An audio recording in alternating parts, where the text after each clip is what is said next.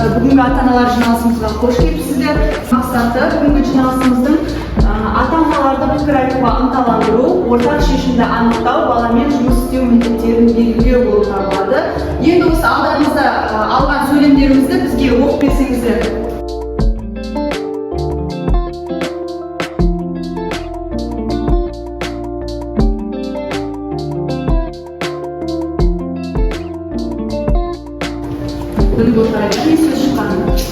Мектеп пен ата-ана байланысы неге аз? Сұрақ, осындай сұрақ туындайды. Бізде сіздерде оқушының сабақ үлгеріміндегі ата-ананың рөлі. Оқушының білім сапасын көтеруге жоспар құру. осы үш сұрақ бізде туындап тұр екен.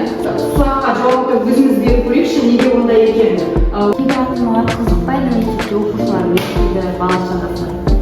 Балдарына қызықпайды, сол себепті деп ойлайсыздар. Жақсы.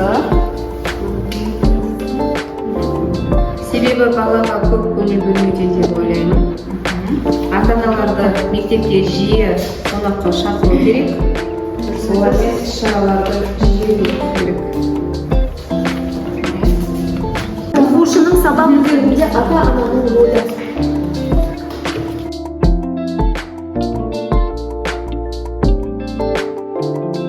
Біріншіден баланың күн тәртібі дұрыс болу керек. Оқуға уақыт бөліп, білімін жетілдіруге қажет.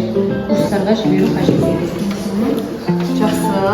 Рахмет, сіздердің ойларыңызды білді. Келесі бізде енді тренинг. Бұл қыздарыңызды танисыздар ма деген тренинг бірінші. Мен сурет түрінде бірінші дайындалып келдім. Мына жерде көздер.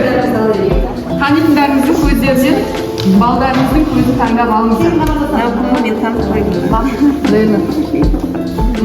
Mынаны да танып қойдым.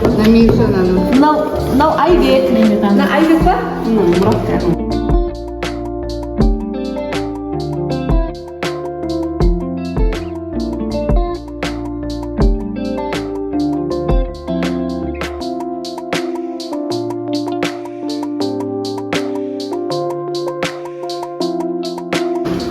Негізгі нұрсұлтанның қасы көзінен жаныстатында.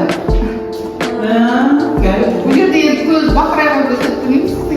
Айте солайсыз. Танымай olsun деп. Айте беріңіздер. Менің қызымның көзі қой Жақсы. Сағының апасы? бір қасынан қалып. Сол арқылы танытыңыздар. Балаңыздың қалай таныдыңыз? көзі Корейцтер сияқты, Рахмет. Көзі жанып тұрған бірден танимын. Рахмет. Не деген керемет ата-аналар бізде. Лейланың көзі күліп қалған көз қой. Кез келген ұстаздар танит деп ойлаймын. Лейла. Қашан қарасаң да көзі күліп тұрады көзі. Рахмет. Жанардай жатқап тұрған. Көзіне күлімдеп тұрған отын дархан. Мен қашан көрсетемін? Сосын тағы да ерекше көзі жарасалыс.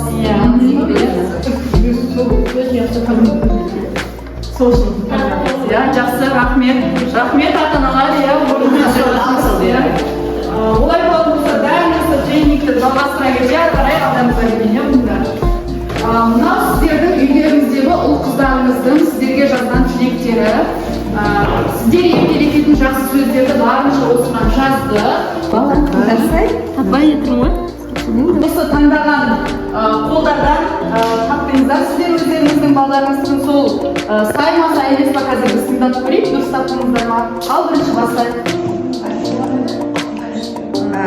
Ботақаным деп еркелеттім, және де Нұреке жүргендерін береке деп еркелеттім, соны жазыпты.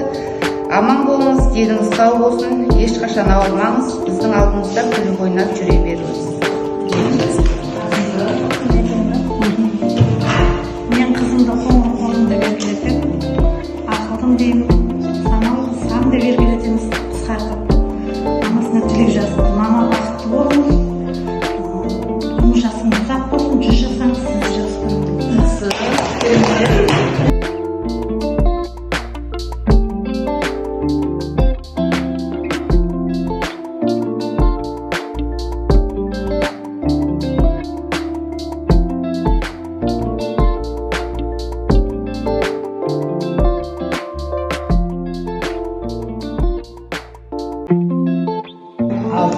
үлкен азамат бол деп ақылды сабақты беске оқып қалаған мамандығың иесі бол алар белестерің көп болсын